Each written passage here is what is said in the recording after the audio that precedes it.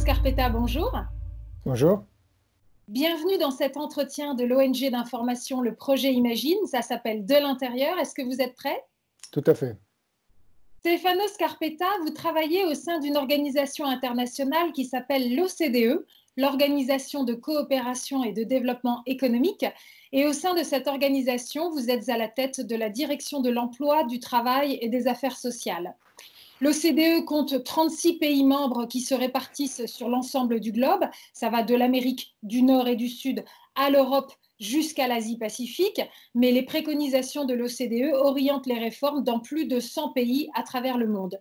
L'OCDE a pour slogan des politiques meilleures pour une vie meilleure. Alors, pour bien commencer cet entretien, pouvez-vous, Stefano Scarpetta, nous expliquer en quoi consiste exactement la mission très particulière de l'OCDE? L'OCDE, c'est surtout une plateforme d'analyse des politiques de tous les pays membres, mais comme vous l'avez dit, non seulement des pays membres, des 36 pays membres, mais plus de 100 pays, sous tous les domaines de la politique économique, qu'il soit l'agriculture, les échanges, le marché du travail, les politiques sociales, les politiques macroéconomiques. C'est une plateforme de réflexion à travers les pays, et l'OCDE fait aussi beaucoup d'analyses spécifiques aux pays, donne des recommandations aux pays sur comment améliorer les politiques pour une vie meilleure de toutes ces populations. Donc, c'est une plateforme de réflexion, de discussion, mais aussi de partage des expériences des différents pays.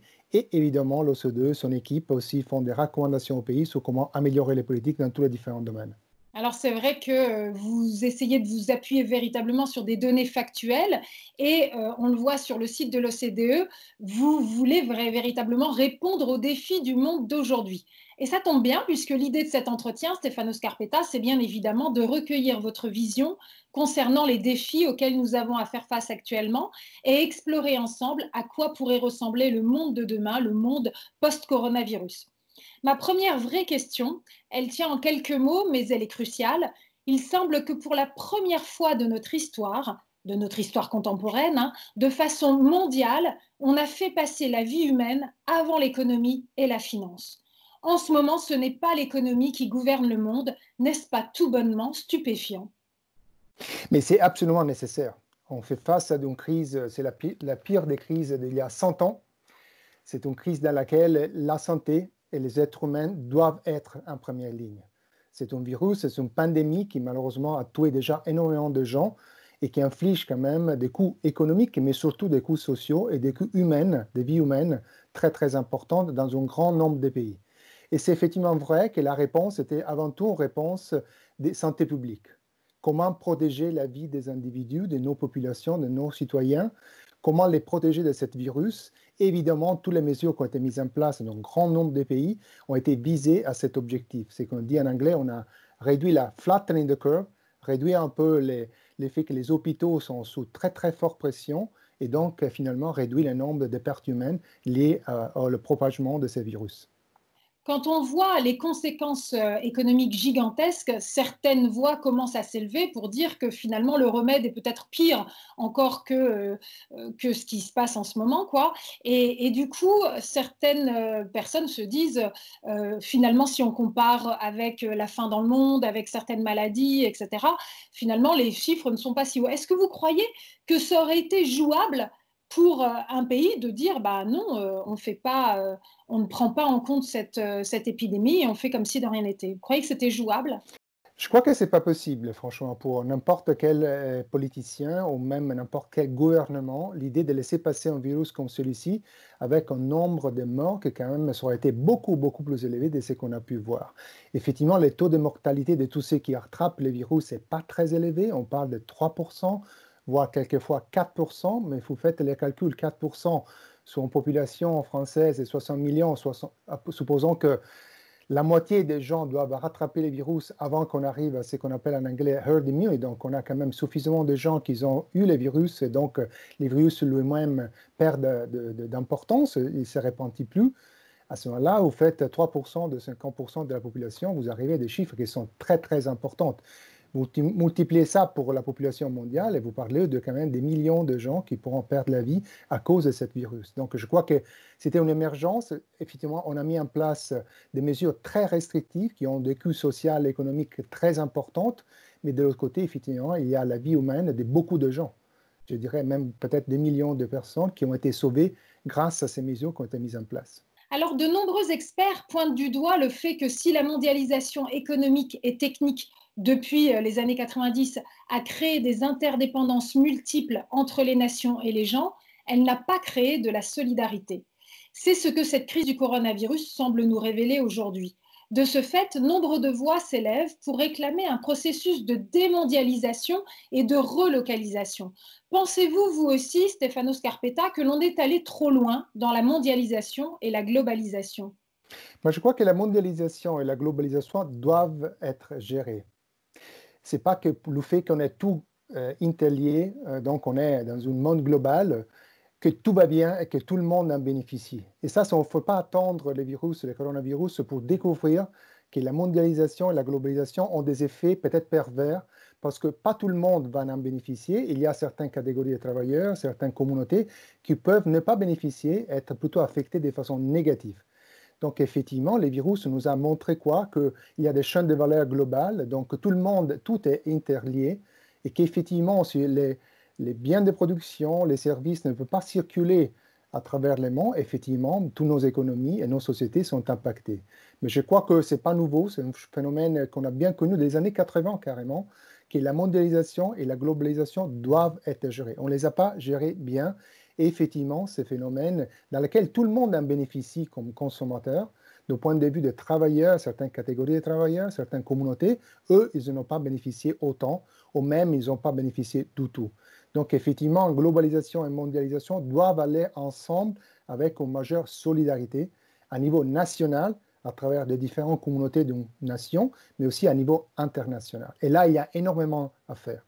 Alors, sans doute qu'il y a quand même l'identification de la part de la plupart des pays de leur obligation d'une certaine indépendance sur certains secteurs stratégiques, que ce soit certains secteurs industriels stratégiques, mais surtout évidemment sur le secteur de la santé, sur le secteur de l'agriculture. Est-ce que du coup, cette crise sanitaire va pouvoir être mise à profit pour améliorer véritablement cet équilibre entre la mondialisation et la relocalisation? Moi, je l'espère vraiment, parce que quand même, c'est un choc tellement fort qui a un peu mis à nu toutes les limites un peu de cette globalisation, de cette mondialisation, comme on l'a vu et comme on l'a mise en œuvre. Donc, ce n'est pas donc remettre en cause la mondialisation elle-même, mais la gérer beaucoup mieux. Effectivement, il y a certains secteurs, voire par exemple certains médicaments qui sont produits dans certains pays. Donc, dans un contexte dans lequel les exportations, les importations à différents pays sont réduites, évidemment, tout cela peut avoir un impact sur l'accès aux médicaments au moment de la plus grosse nécessité. Donc, effectivement, j'espère bien que cette crise majeure qui a un peu affecté tout le monde, et pas seulement certains pays spécifiquement, peut être aussi un point de départ pour une réflexion bien approfondie, non pour revenir en arrière dans une forme d'autarchie, parce que ça, ce n'est pas possible, mais plutôt de la gérer mieux. Et c'est pour cela, malheureusement, je dirais-je, il faut vraiment la bonne volonté, hein, un dynamisme de la part de tous les pays. Et là, effectivement, il faudra les bâtir. Pour le moment, on ne l'a pas vraiment vu, même pendant la crise maintenant. C'est vrai que le défi, c'est sans doute véritablement de bâtir un multilatéralisme vraiment intelligent, subtil, parce que en même temps, eh bien, la mondialisation, c'est ce qui fait aussi la coopération internationale, notamment dans les échanges scientifiques. Donc, on voit bien qu'on a vraiment besoin d'équilibre dans ces défis, hein. C'est vraiment ça, non? Oui, mais par exemple, prenons l'exemple des vaccins. Alors, vous savez que pour développer un vaccin, jusqu'à présent, ça prend au moins 6 ans, sinon 7, 8 ans. Là, aujourd'hui, il y a plus de 100 vaccins qui sont déjà de la phase d'expérimentation. Il y en a 7 qui sont déjà dans l'expérimentation avec des êtres humains. Et ça, on parle seulement de 3 mois. Et ça, c'est à cause d'un investissement majeur, massif de la part du gouvernement, donc pouvoir public, mais aussi du secteur privé, et une très forte coopération parce que justement, on a mis en place des institutions internationales, multilatérales, qui font un peu la coordination sur cet effort commun. Donc aujourd'hui, on parle, tout le monde le sait, que peut-être on pourrait avoir un vaccin d'ici 18 mois, même 12 mois. Ça semble énorme comme temps, parce qu'il faudrait attendre 1 an ou 18 mois, mais par rapport à ce qu'on avait fait auparavant, dans lequel il fallait attendre 6 ou 8 ans, c'est très court. Donc on a accéléré les processus pour arriver à un vaccin, qui c'est quand même la façon ultime pour résoudre ces problèmes de ce virus, ce coronavirus, dans une période de temps, espérons-le, très très court. Et ça, c'est à cause de cette coopération internationale qui n'est pas seulement à travers les pays, mais aussi avec une coopération à niveau des entreprises et de tous les secteurs privés aussi. Donc on voit que là, ce serait une prouesse scientifique et en même temps qui montrerait qu'il y a une participation, une collaboration possible entre le secteur public et le secteur privé. Dans la continuité de cette réflexion autour de la mondialisation, dans sa dernière prise de parole, Emmanuel Macron a demandé à ce que la dette des pays africains soit massivement annulée. Et tout récemment, le G20 s'est mis d'accord pour suspendre la dette des pays pauvres pendant 1 an. Vous qui participez de près à ces négociations, pouvez-vous nous dire la logique qui sous-tend ce nouveau virage? À mon avis, déjà, ça, c'est un point très important que les leaders du G20 ont fait cette déclaration et donc ils ont pris cet engagement. Pourquoi c'est très important? Parce que tous les pays du monde, inclus les pays africains, les pays les plus pauvres, sont en train de faire face à ce virus. Et donc, ils doivent investir davantage pour essayer de mettre en place tous les moyens, du point de vue sanitaire, mais aussi logistique, pour répondre de façon efficace à ce virus. Ça va sans dire que les pays plus pauvres ont beaucoup plus de mal de déployer des ressources, des moyens pour faire face à ce virus. Et dans ces contextes, évidemment, demander à ces pays de repayer la dette aussi, ça peut être demandé trop. Donc déjà, c'est un signal très important parce que le virus, c'est vrai qu'il regarde personne, donc peut toucher à tout le monde, mais c'est sûr que certains pays ont des moyens beaucoup plus importants de répondre de façon efficace au virus plutôt que d'autres pays. Et donc la solidarité à niveau international, à mon avis, c'est essentiel aussi pour donner un message aux pays les plus pauvres qu'ils ne sont pas tout seuls pour faire face à ce virus, mais qu'il y a la communauté internationale derrière eux, avec eux, non seulement pour donner des réponses par rapport au traitement et un jour un vaccin qui soit disponible à tout le monde, inclus aux citoyens des pays émergents, des pays en voie de développement, mais aussi qu'on les aide entre-temps pour mettre en place les moyens pour répondre, pour donner de la sûreté en termes de santé à leur population. Mais certains pourraient se dire, après tout, nos pays font déjà des efforts colossaux au niveau économique. On se retrouve avec un tissu productif, énormément de chômeurs, tout est à terre d'une certaine façon. Et donc, certains pourraient se dire, bah, écoutez, c'est comme ça, on n'a plus les moyens d'aider les pays émergents. Mais en même temps, je pense que c'est sans doute ce que vous avez en tête, ainsi que les pays du G20. En vérité, personne ne pourra s'en sortir si ce n'est collectivement. Donc, nous avons intérêt à tendre la main à ceux qui pourraient être en grave difficulté. C'est bien cela? C'est tout à fait ça. C'est vrai que tous les pays sont en train de mettre des moyens énormes qu'on n'a jamais vus à très court terme à disposition, à la fois évidemment pour les secteurs sanitaires, donc pour la santé, mais aussi pour soutenir l'économie entre-temps et nos populations. Mais de l'autre côté, comme vous l'avez dit, c'est une crise, c'est une pandémie, donc elle est globale. Et si les virus continuent à se répartir dans certaines régions du monde, les autres ne vont pas s'en sortir non plus. Et donc, évidemment, on attend les vaccins, mais entre-temps, il faut aider tout le monde parce que c'est seulement avec un effort collectif qu'on pourra réduire l'impact de ces virus dans nos populations. Donc, c'est vrai que c'est un investissement, c'est un engagement majeur. Les chiffres qu'on a cités au G20 et que les pays comme la France et d'autres pays ont mis en disposition sont énormes. On n'a jamais vu des chiffres comme ça, même après la crise financière de 2009. C'est absolument nécessaire. Mais de l'autre côté, il y a aussi cet effort global qui doit être mis en œuvre. Sinon, les risques, c'est que les virus vont se propager dans une région du monde et après, va revenir dans d'autres régions du monde. C'est intéressant parce que ce virus, évidemment, qui est terrible, quelque part nous force à être solidaires les uns des autres. C'est tout Absolument. paradoxe. La géographie sanitaire et la géographie politique sont deux choses différentes. Face à une épidémie galopante, ce qu'il faut isoler, ce sont les foyers d'infection et non pas forcément les pays. Pourtant, on s'aperçoit que rares sont les personnes qui font la nuance.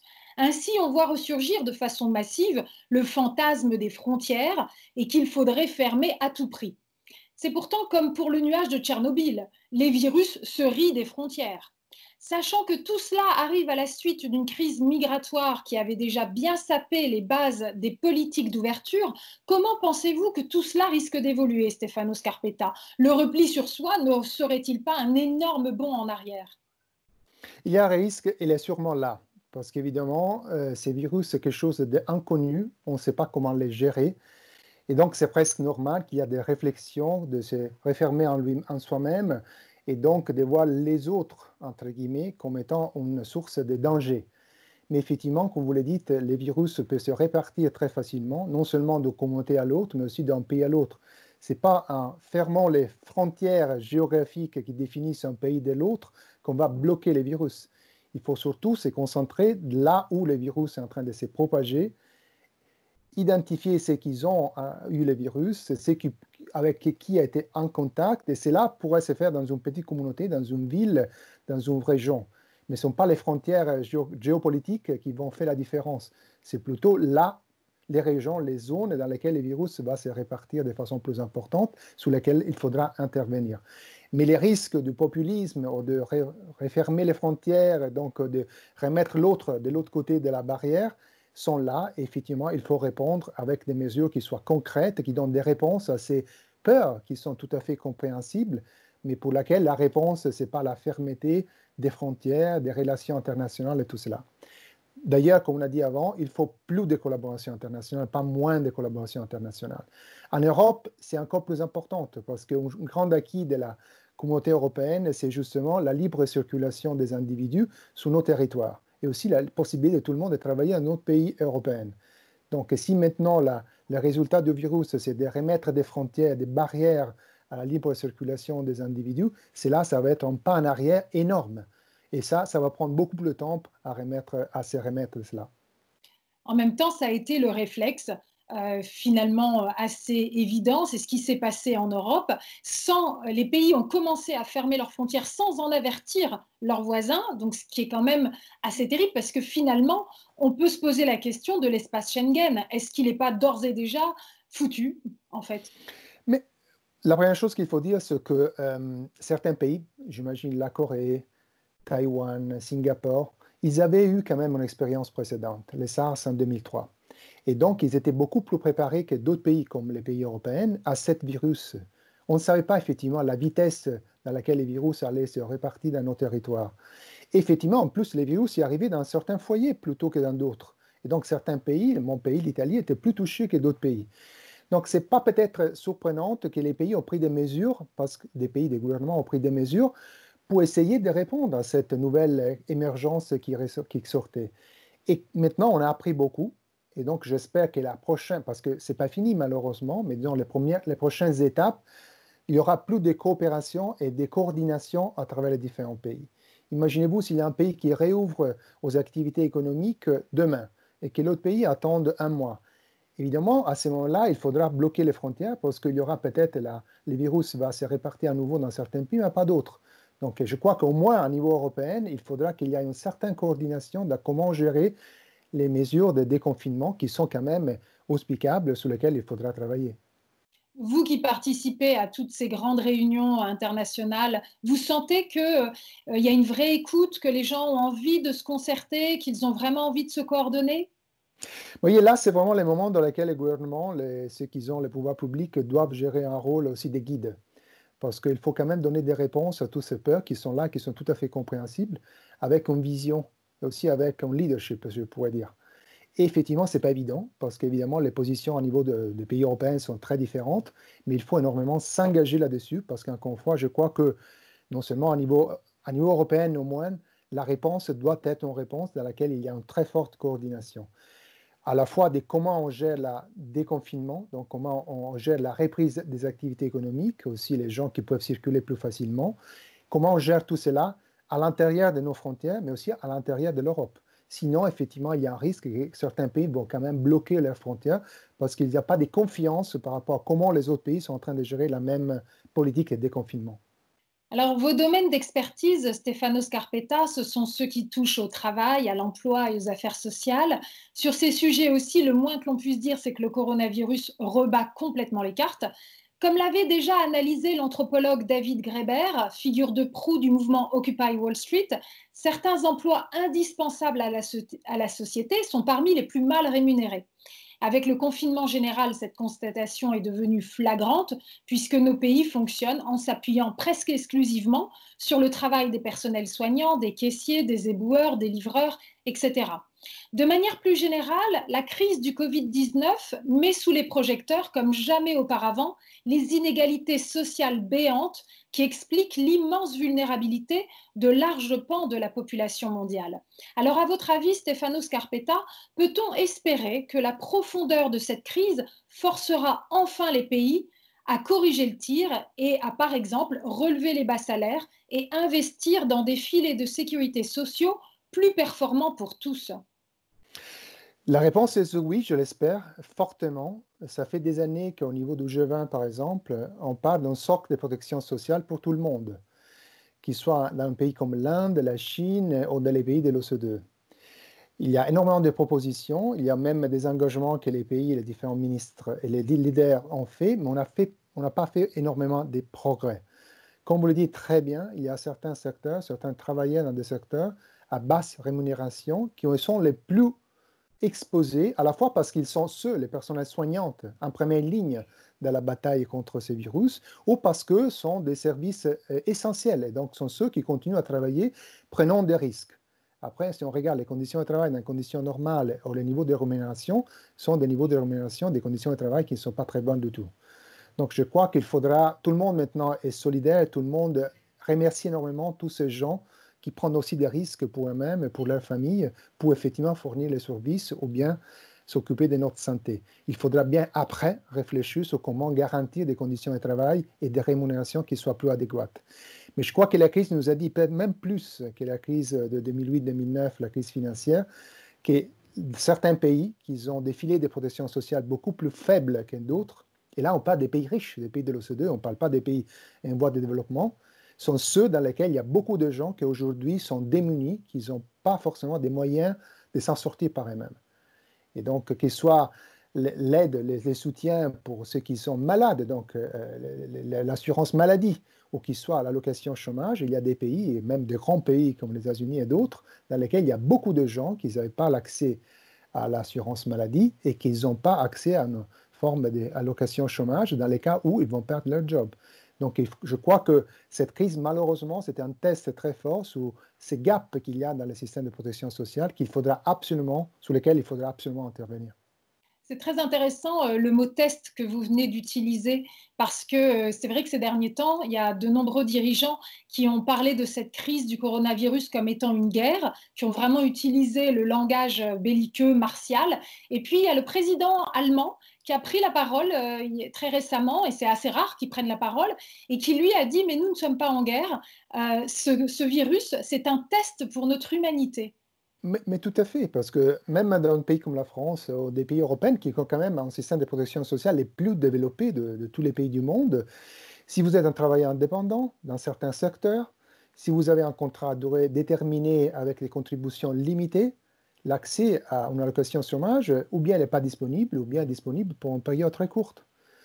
On parle beaucoup des travailleurs des plateformes. Beaucoup d'entre eux sont des travailleurs indépendants. Donc, ils n'ont pas accès à le même système de protection sociale que d'autres travailleurs. Donc, même dans nos pays, à nous, les plus développés, avec un système de protection sociale les plus développés, il y a quand même des gaps, des trous dans le système de protection sociale qui sont tout à fait évidents aujourd'hui. Et c'est pour cela que les pays ont investi des milliards d'euros, de dollars, justement pour donner un soutien des revenus, par exemple, à tout le monde, ou bien donner accès à l'assurance maladie pour ceux qui n'avaient pas cette assurance maladie. Et ça, c'est très important. Imaginez-vous aux États-Unis, dans lesquels il y a une partie de la population énorme qui n'avait pas accès au système, à l'assurance maladie.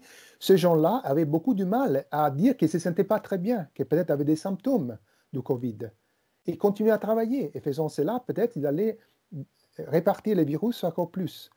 Donc, on a appris énormément de cette crise. J'espère au moins qu'on a appris beaucoup et qu'on puisse finalement intervenir une fois que la crise est passée pour ne pas revenir en arrière où on était auparavant, mais aller vers un système qui est quand même plus égalitaire en termes de protection sociale minimum. Au moins une base qui soit accessible à tout le monde, non seulement liée au type de travail, au type de contrat de travail qu'ils ont, mais qui soit disponible pour le fait qu'ils travaillent, qu'ils ont un job, ou plusieurs jobs d'ailleurs. Alors c'est intéressant, Stefano Scarpetta, parce que vous venez de parler justement de base. Alors on va y revenir, parce que c'est vrai que depuis le début de cette crise, tout est absolument surréaliste. Avec les mesures de chômage partiel mises en place par Bruno Le Maire, le ministre de l'économie, l'État français a d'une certaine manière nationalisé les salaires du secteur privé. C'est du jamais vu, ça n'était jamais arrivé. C'est un pari audacieux, c'est à saluer. Et à la suite de cela, le gouvernement a mis en place des mesures d'urgence ciblées afin que personne ne se retrouve temporairement sans revenu. Mais force est de constater que la complexité des différents dispositifs a créé une espèce d'usine à gaz administrative qui parfois exclut plus qu'elle ne protège. Il y a de nombreux indépendants ou entrepreneurs qui se retrouvent sur le carreau, malgré tout cela, parce qu'ils ne remplissent pas toutes les conditions d'éligibilité. Cette crise met donc en lumière les limites et peut-être même l'obsolescence du modèle de protection basé sur le statut et non sur l'individu. Alors voici qu'une utopie est en train de ressurgir un peu partout, c'est celle du revenu de base universel. Une idée défendue notamment par l'économiste britannique Guy Standing, qui nous parle de ces nouveaux prolétaires, grands perdants de l'ubérisation, qui constituent ce qu'il appelle le précariat. Ce revenu universel permettrait de garantir à chacun une protection minimale en toutes circonstances et permettrait à la société d'accroître sa résilience face aux crises et aux accidents de la vie. D'ores et déjà, l'Espagne a annoncé travailler à sa mise en place et en France, pas moins de 19 présidents de région, des présidents du Parti socialiste, demandent son instauration. Pensez-vous, Stefano Scarpetta, que cette utopie n'ait jamais été aussi proche de devenir une réalité et est-ce souhaitable à vos yeux? La première chose, c'est important de reconnaître que cette crise, c'est une crise unique. On n'a jamais vu une chose pareille. C'est une crise sanitaire avant tout. C'est une émergence sanitaire qui devient une crise de l'offre parce qu'il y a beaucoup d'activités qui ont été fermées ou réduites à un minimum et qui devient une crise de la demande parce qu'évidemment, les entreprises, les gens consomment beaucoup moins. Ça, c'est quand même du jamais vu parce que cette combinaison de trois différentes crises qui s'enchaînent l'une sur l'autre. Alors, la première chose que je veux dire, c'est que quand même, beaucoup de pays, ce n'est pas seulement la France, ont utilisé de façon massive quelque chose comme le chômage partiel, c'est-à-dire un soutien aux entreprises, mais surtout aux travailleurs, qui doivent réduire l'heure de travail, voire ne pas travailler du tout. Et ça, c'est très important parce que c'est quand même une façon de garder, de sauvegarder des jobs. L'alternative, et vous le voyez très bien aux États-Unis, dans laquelle il y a eu une montée en flèche de demandes d'allocation chômage. Sachez que quand même, dans les dernières 3 semaines, il y a eu avant 5 millions de nouvelles demandes par rapport à 250 000 dans une période normale. Il y a eu 6 millions la période suivante et 5 millions. Donc, en 3 semaines, on a fait 3, 6, 5. Je crois qu'aujourd'hui, on est à 22 millions de chômeurs aux États-Unis, donc en un mois. Voilà. Alors que je Voilà. crois qu'avant la crise, il y avait quelques centaines de milliers, 250 000 chômeurs, pas plus que ça. C'était quasiment le plein emploi aux Oui, États-Unis. non, c'était le plein emploi. Et du coup, dans quelques semaines, même pas un mois, on a vu, bon, il faudra voir combien de ces demandes d'allocation chômage devient quand même du chômage déclaré. Mais quand même, c'est possible qu'aux États-Unis, le chômage qui était à 3,6 puisse monter à double chiffre et quand même s'accroître de façon spectaculaire. Peut-être on ne va pas voir ça en Europe, on ne va pas voir ça en France, mais beaucoup d'autres pays européens, parce que justement, tous ces pays ont quand même une forme de chômage partiel. Ça s'appelle Kurzarbeit en Allemagne, ça s'appelle Cassa Integrazione en Italie, ça s'appelle chômage partiel en France. Ça aide à sauver des jobs dans une période dans laquelle l'activité économique des entreprises est réduite, voire arrêtée du tout. Et donc, dès que l'activité économique répare, ces jobs pourront recommencer plutôt que d'avoir des employeurs qui vont licencier des travailleurs. Et après, il faudra réembaucher ces travailleurs d'ici quelques mois. C'est une manière de préserver tout l'appareil productif, Voilà. en fait.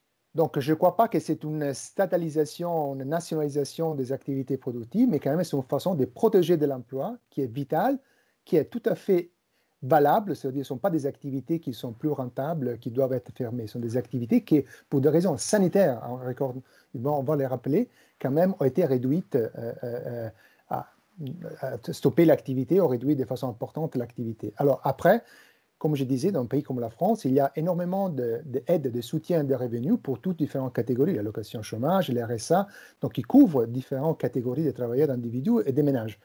Effectivement, il y a peut-être des trous dans ce système de protection sociale, et c'est là où on est intervenu pour des catégories de travailleurs qui n'avaient pas quand même l'assurance chômage ou d'autres formes de protection, dans ces contextes assez spécifiques. Après, est-ce que cela, ça nous amènera dans un revenu de base universel en forme de revenus de base pour tous ceux qui ne sont pas protégés par les systèmes de protection sociale qu'on a déjà? Le mot universel est fondamental à mon avis. On a parlé énormément avec Guy Stan, que je connais très bien, parce qu'universel, ça veut dire qu'il est donné à tout le monde, même ceux qui n'ont pas forcément besoin. Alors nous, on a fait une analyse à l'OCDE. Si vous faites cela, évidemment, il faudra prendre tout l'argent qu'on dépense aujourd'hui pour tous les systèmes de protection sociale, sauf les retraites et sauf les allocations pour ceux qui ont des disabilities, comment on dit, Des handicaps. des handicaps, et tout le reste de l'argent qu'on dépense, il faudra les mettre dans le revenu universel de base. Et donc, évidemment, tous les programmes qui sont assez ciblés, qui vont par rapport aux ménages avec des enfants, tous ceux qui ont des faibles revenus, et tout cela, tous ces argents-là, il faudra les déplacer sur le revenu universel pour donner quelques petits peu d'argent aussi à ceux qui n'ont pas du tout besoin.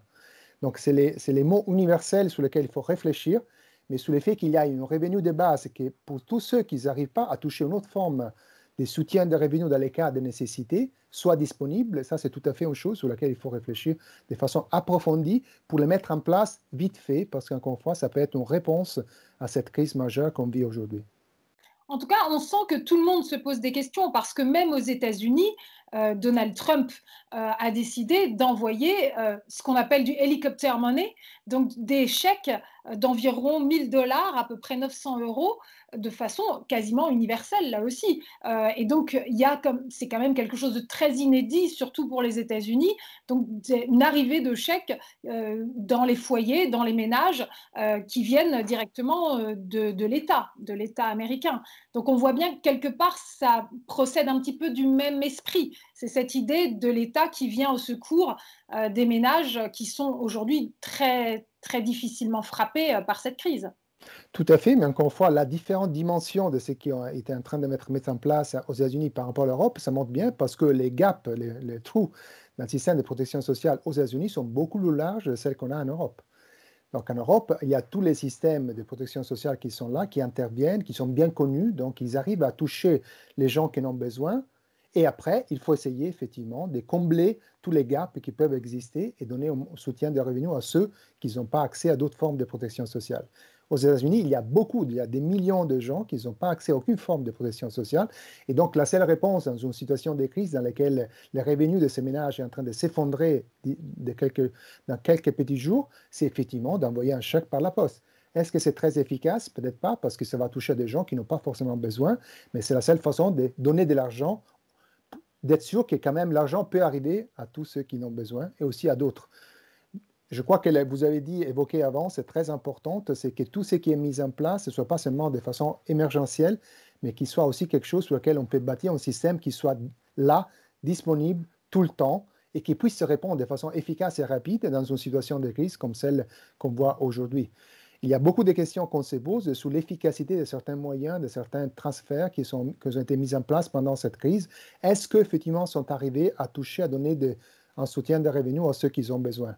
Et donc, s'il y a des processus très bureaucratiques, très compliqués pour y avoir accès, tout cela, évidemment, va réduire énormément le nombre de gens qui sont déjà sous stress, parce qu'ils ne peuvent pas sortir de chez eux, peut-être ils n'ont pas un ordinateur pour pouvoir se connecter, peut-être qu'ils ne savent pas comment se connecter.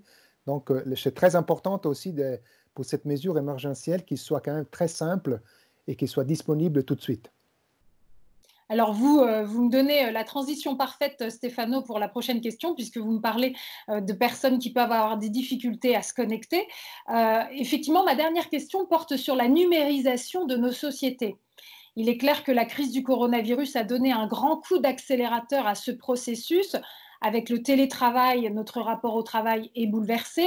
Il y a aussi les perspectives de sortie de confinement à l'aide de technologies de tracking, de traçage numérique. Certains économistes n'hésitent pas à parler d'une phase de transition allant du capitalisme pétrolier au capitalisme numérique. Qu'est-ce que vous en pensez, Stefano Scarpetta? Est-ce que vous pensez que nous sommes à l'aube d'un grand choc irrémédiable vers le tout numérique? Je crois que la transition vers le capitalisme numérique est déjà là. Je crois que ce n'est pas seulement tiré par cette crise qu'on voit aujourd'hui.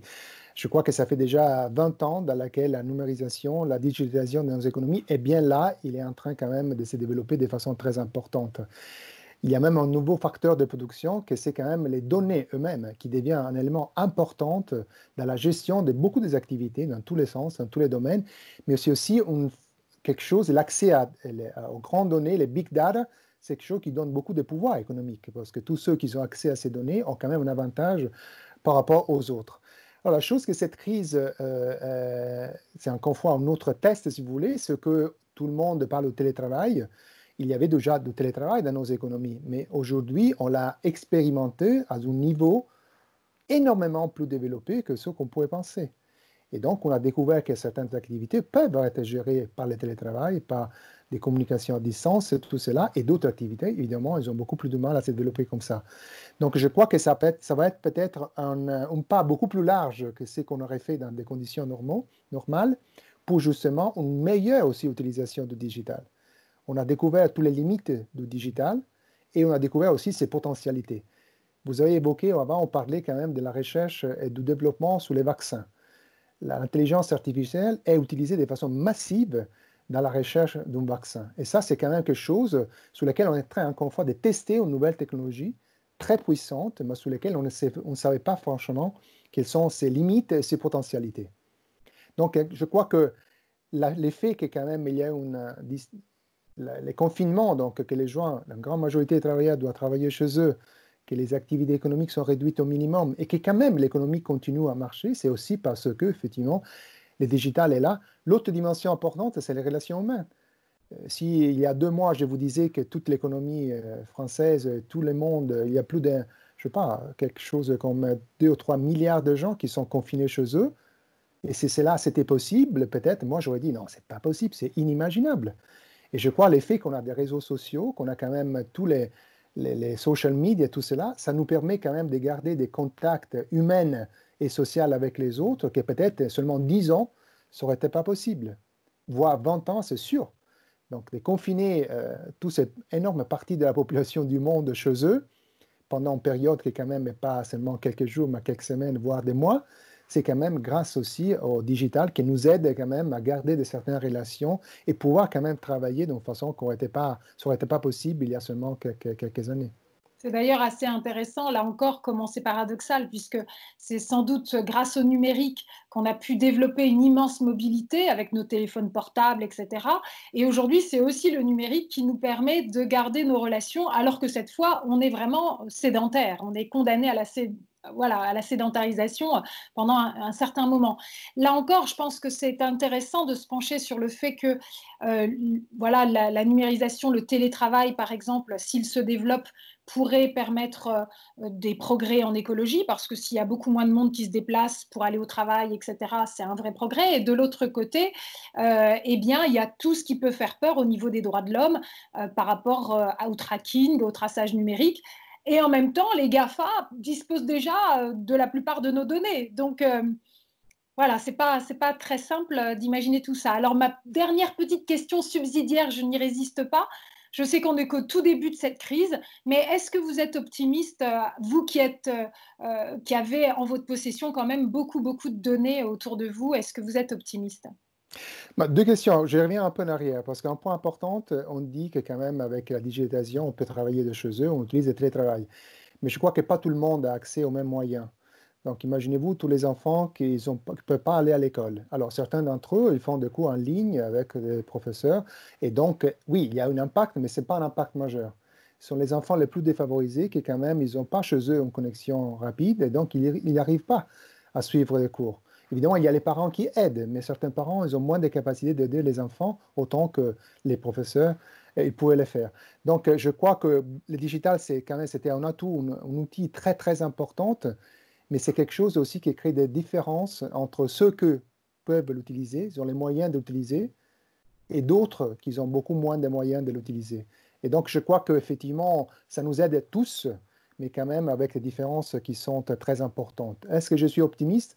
Quand je regarde quand même les efforts majeurs qui sont faits au niveau de la recherche et du développement, qu'ils soient pour les traitements, qu'ils soient pour les vaccins, je suis plutôt optimiste parce qu'on a fait déjà des progrès qui sont quand même inimaginables il y a seulement quelques années et dans laquelle quand même la coopération internationale au niveau du privé et du public quand même est en place.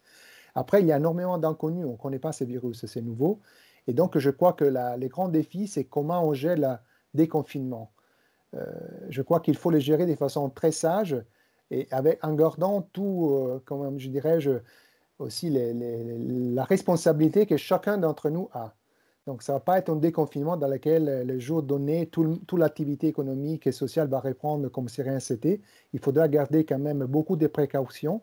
Et tout cela, c'est un peu l'effort de tout le monde. Donc, si tout le monde continue comme a été fait en France, dans tous les pays dans lesquels on a respecté les règles, la majorité des gens ont respecté ces règles, il faudra aussi respecter les règles d'un déconfinement qui ne va pas dire forcément continuer à reprendre l'activité économique comme était auparavant, jusqu'au temps dans lequel le virus va nous laisser, disons, et donc on pourra effectivement reprendre nos activités. Donc il faudra quand même garder cet effort, cette responsabilité de chacun et chacune pour quand même gérer la coexistence avec les virus. Merci de nous avoir rappelé effectivement les limites de la fracture numérique et puis surtout de nous rappeler à notre responsabilité citoyenne. Merci infiniment d'avoir accepté de répondre à mes questions. Bon courage pour la suite de votre mission au sein de l'OCDE. C'était De l'intérieur avec Stefano Scarpetta. Merci. Merci.